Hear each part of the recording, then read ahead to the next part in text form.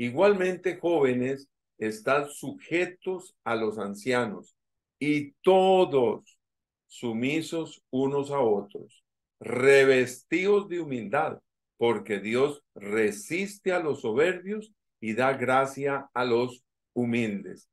Humillaos pues bajo la poderosa mano de Dios, para que Él os exalte cuando fuere tiempo. Vuelvo con el verso 5. Igualmente, jóvenes, estad sujetos a los ancianos, pero no es el mensaje solo a los jóvenes. Cuando vemos el contexto de este pasaje, viene hablando de los ancianos. Viene hablando de los ancianos de ser humildes. Y entonces entra en el verso 5 y dice, igualmente, ustedes también jóvenes, estad sujetos a los ancianos y todos, jóvenes y adultos y viejos, ancianos, sumisos unos a otros. Y dice, revestidos de humildad, porque Dios resiste a los soberbios y da gracia a los humildes. Y todos sumisos unos a otros, revestidos de humildad. La palabra de Dios nos llama a una vida de humildad. Oiga, una vida de humildad a todos. No es exclusivo para los jóvenes o exclusivo para los adultos o para los niños, para el matrimonio, para el viejito, para el servidor, para el pastor, para el maestro. No, es para todos, sino que es para todos. El mensaje de humildad es todos. Y aquí es donde usted y yo debemos de hacer nuestro propio análisis y decir, bueno, ¿dónde estoy yo fallando? ¿Me falta? ¿Debo practicar más? Dice, y todos sumisos unos a otros. Sí, hablar un poco de la sumisión, de la sujeción. ¿Cómo cuesta? ¿Y qué me va a venir a decir ese joven a mí? Yo que soy un viejo. ¿Ah?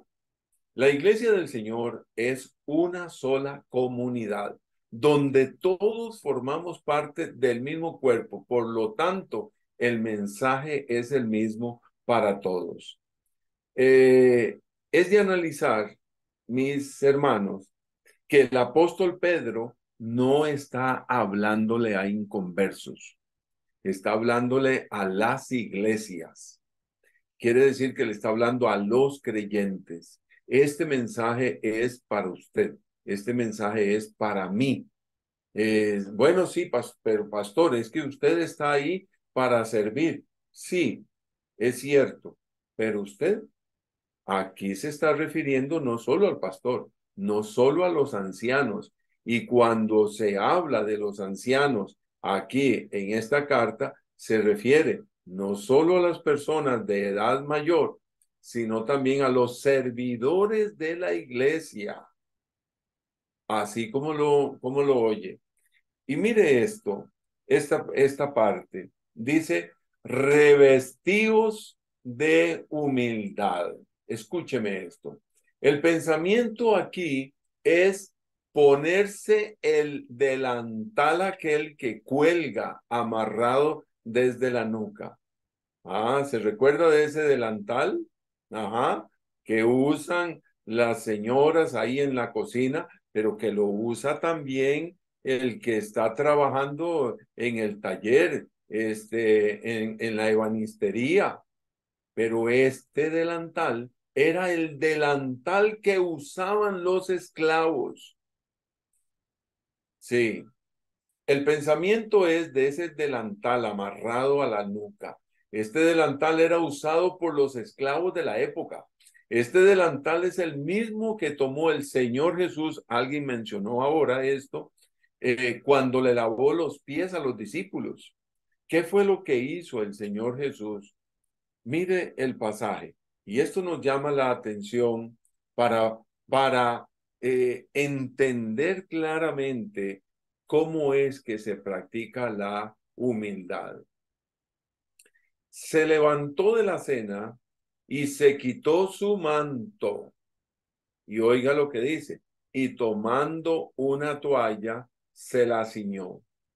¿Sabe qué fue lo que hizo? Fue que tomó el delantal de los siervos que estaban ahí, eso fue lo que sucedió, y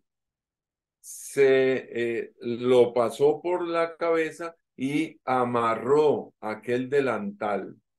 Esa acción era solamente de los esclavos. Solamente los esclavos se ponían esa clase de delantal. Cuando los discípulos vieron al Señor Jesús ponerse el delantal de los esclavos, para ellos fue un impacto terrible. Luego, verso 5, puso agua en un lebrillo y comenzó a lavar los pies de los discípulos y a enjugarlos con la toalla con que estaba ceñido. Quiere decir que del mismo delantal, así como cuando la señora de la casa coge el delantal y para limpiar alguna parte pequeñita lo pasa. Pues exactamente lo que hacían era que con el delantal, con la falda del delantal, con esa falda, limpiaban los pies de los que venían. ¿Por qué limpiaban los pies? Pues sencillo, las calles eran polvorientas, no venían con zapatos cerrados, eran con sandalias, con chancletas, con pantuflas, el nombre que usted le ponga, los pies eran abiertos, ¿ya? Al polvo, al barro, y si llovía, y entonces los esclavos, antes de que ellos entraran, se quitaban las sandalias y entraban descalzos. Y para que entraran descalzos a la casa, había que limpiarle los pies. ¿Quién hace eso? Nuestro Señor y Salvador, el Rey de Reyes y Señor de Señores, el amo, el dueño, el Señor absoluto. A veces se pide un favor.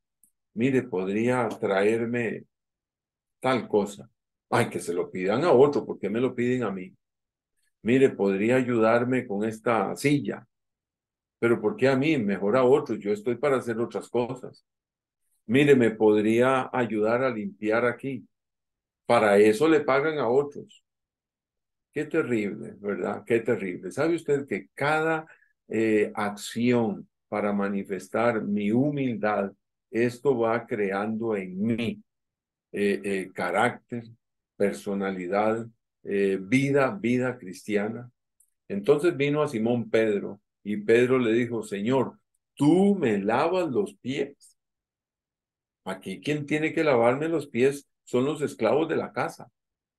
¿Cómo es que me vas a lavar los pies? Respondió Jesús y le dijo, lo que yo hago tú no lo comprendes ahora, mas lo entenderás después.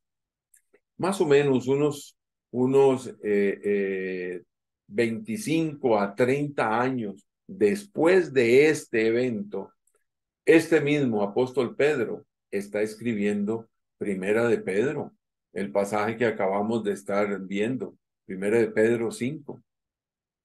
Qué interesante, ¿verdad?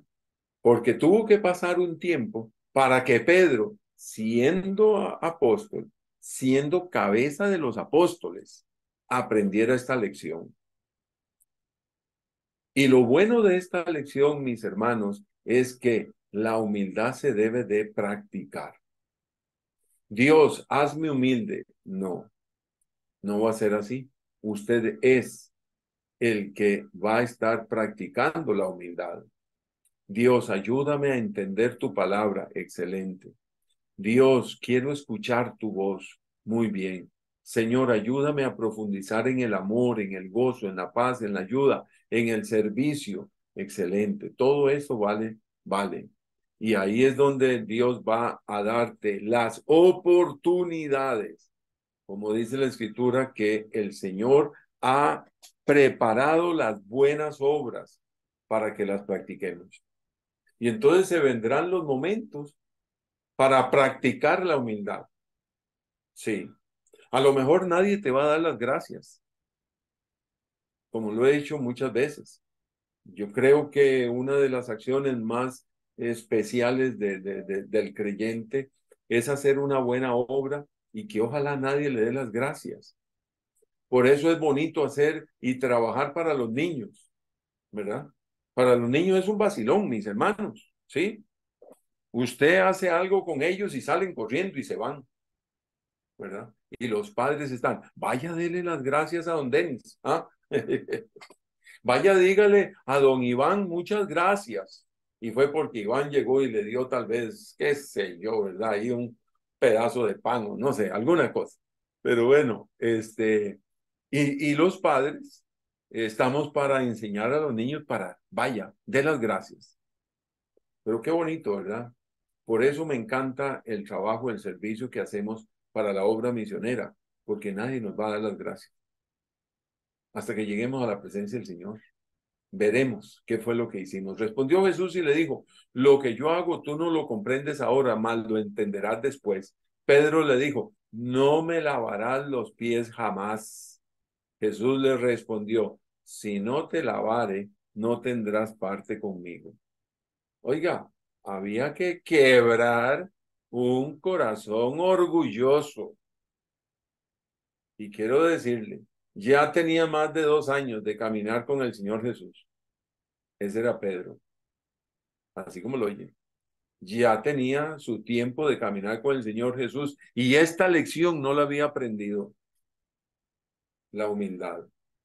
Algunos pasan años, de años, de años, de años y otros se mueren y nunca aprendieron. Le dijo Simón Pedro, Señor, no solo mis pies, sino también las manos y la cabeza, si es posible, ¿verdad? Pues báñeme, si es así. Sí, mis hermanos, este es el mayor ejemplo, no sé quién fue que habló, ¿verdad? Puso de ejemplo este caso, alguno de los hermanos que hablaron. Este es el mayor ejemplo de humildad que podemos encontrar en la Biblia y viene directamente, ni más ni menos, que de nuestro Maestro, el Señor Jesús. El Señor Jesús se arrodilla, se agacha, baja la cabeza y se pone a lavar los pies. Alguien dijo, haciendo un estudio de palabras acerca de la humildad, que la humildad es aquella acción que me lleva hacia la tierra. Otro dice, porque hay muchos ejemplos maravillosos escritos, frases muy lindas. Dice que el ejemplo de la humildad es como el bambú, la caña de bambú. Interesante, porque la caña de bambú debe de crecer y crecer y crecer y crecer y cuando ya está en su máximo crecimiento, comienza a inclinarse. Y entonces se dice que la humildad es como el bambú. Entre más crece, más se humilla. ¿Ya? El otro tema, mis hermanos, también para hablar al respecto, nosotros no debemos de decirle al Señor, humíllame, porque Dios no va a humillar a nadie. Pero sí, yo llego al altar del Señor y me humillo ante el Señor. Porque el Señor no quiere humillar a nadie, pero usted y yo adoptamos una posición en la cual nos humillamos a la presencia del Señor. Juan 13:4 dice, se levantó de la cena y se quitó su manto, ¿verdad? Y se quitó su manto y tomando una toalla se la ciñó. Cada día debo de crecer en la humildad. Eh, Vienen momentos, vienen oportunidades. Oportunidades a veces sencillas. Muchas gracias. Sí. ¿Y a quién le va a decir muchas gracias? A su esposo, a su esposa. No, pues es el deber de ella, darme la comida. Así. ¿Y por qué te golpea tanto eso? O ella también. Muchas gracias por hacerme o barrerme algo. Son actos de humildad que yo debo de trabajar en mi vida, en beneficio a mi vida, al vecino, el buenos días al otro, cuando nos estamos comunicando. Trabajar con esto, mis hermanos, acerca de la humildad todos los días. Y este es un buen ejemplo. Para los que estamos trabajando con gente, mostrar esa práctica de humildad.